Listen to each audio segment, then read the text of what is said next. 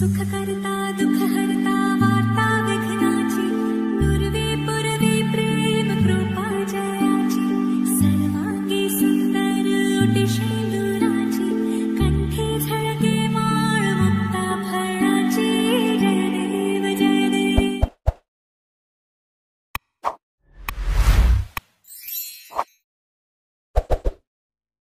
নমস্কার দর্শক বন্ধু, আমি জ্যোতিষ আমার শ্রীশ্যাম। আমার শ্রীশ্যাম অ্যাস্ট্রোলজি চ্যানেলে আপনাদের প্রত্যেককে স্বাগত জানাই। বন্ধুরা, আপনারা বিভিন্ন সময়ে বিভিন্ন ধরনের নতুন নতুন জ্যোতিষভিত্তিক তথ্য আমার এই চ্যানেলের মাধ্যমে পেয়ে থাকেন এবং প্রত্যেকবারই কিছু না কিছু নতুন তথ্য দিয়ে আমার যারা জ্যোতিষ অনুরাগী বন্ধুগণ রয়েছেন তাদের এ বিষয়ে কৌতূহলকে যতটা সম্ভব ভাঙানো যায় এবং তার সাথে তারা যাতে স্বল্প ব্যয়ে এবং ঘরোয়া উপায়ে উপকৃত হতে পারে সে বিষয়ে আমি সর্বদা চেষ্টা করে থাকি। আজকেরও তেমন চলে এসেছি নতুন একটি ভিডিও নিয়ে। আজকের এই ভিডিওটি আপনাদের প্রত্যেকের জন্য, সর্বস্তরের মানুষের জন্য কিন্তু গুরুত্বপূর্ণ হতে চলেছে।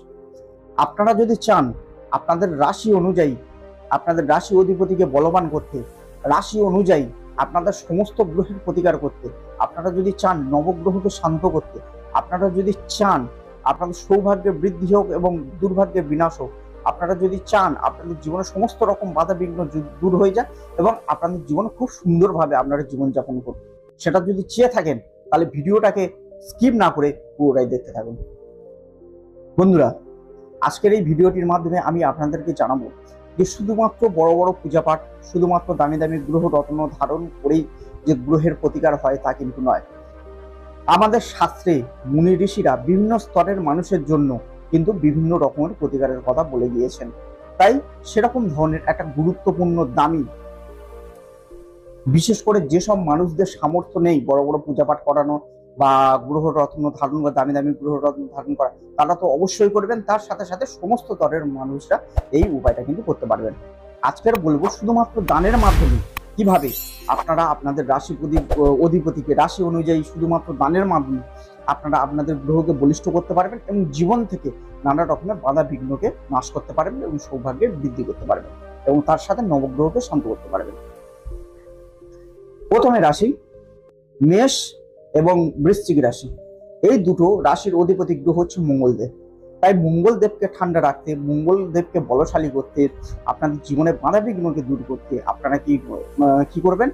মঙ্গলবার দিন পরিমাণ মতো আপনার যেমন সামর্থ্য সেই পরিমাণ মতো জব নিয়ে আপনারা পরপর কয়েকটি মঙ্গলবার যে কোনো যোগ্য ব্রাহ্মণ, সন্ন্যাসী কিংবা ভিক্ষুককে আপনারা দান করুন।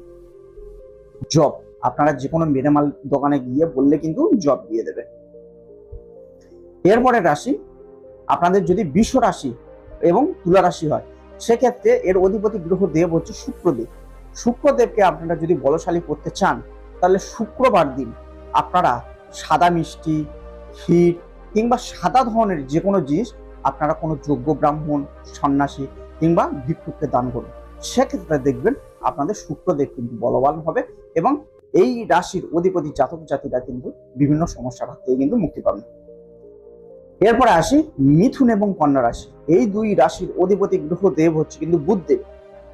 বুধ গ্রহ, এই বুধ গ্রহকে শান্ত করতে এবং বলশালী করতে, তার থেকে পজিটিভ রেজাল্ট নিতে, বিদ্যা বুদ্ধিকে ঠিক করতে আপনারা কি করবেন?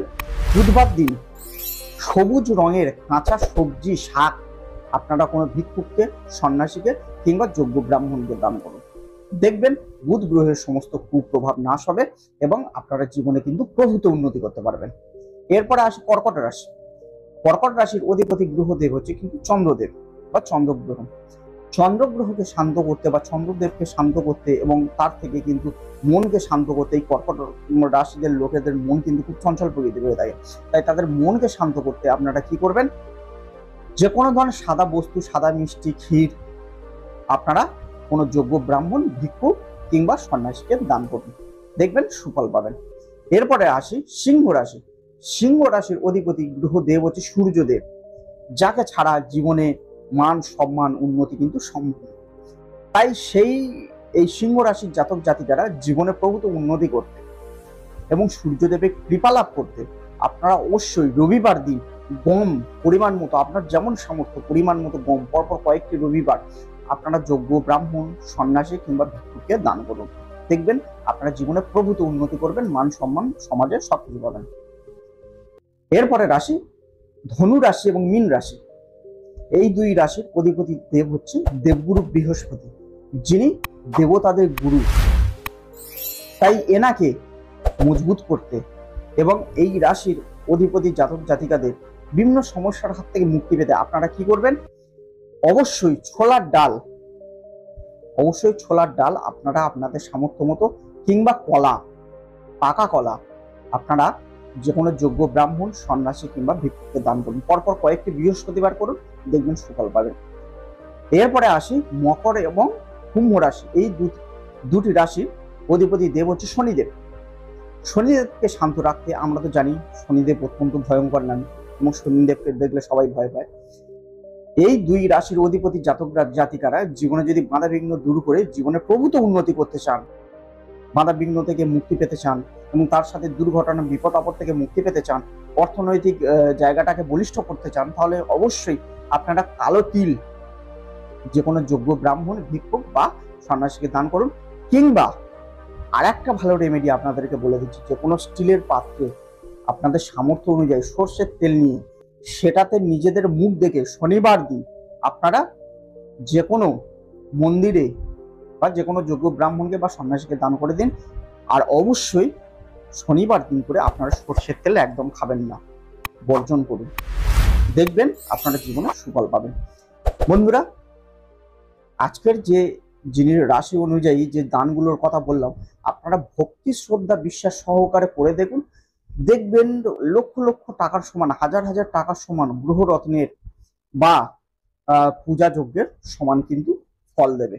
কিন্তু এই দানটাকে আপনাকে ভক্তি শ্রদ্ধা সহকারে মন থেকে করতে হবে, ভাবটাকে ঠিক রাখতে হবে, এবং যোগ্য মানুষকে করতে হবে, অর্থাৎ যার সত্যিকারের প্রয়োজন।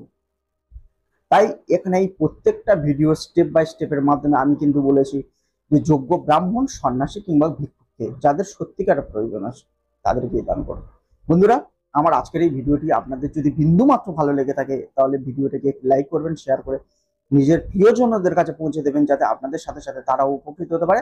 চ্যানেলটাকে সাবস্ক্রাইব করে বেল আইকনটা অবশ্যই প্রেস করে দেবেন, যাতে আমার পরবর্তী ভিডিওর নোটিফিকেশনগুলো অতি সহজে অতি দ্রুত আপনাদের কাছে পৌঁছে যেতে পারে।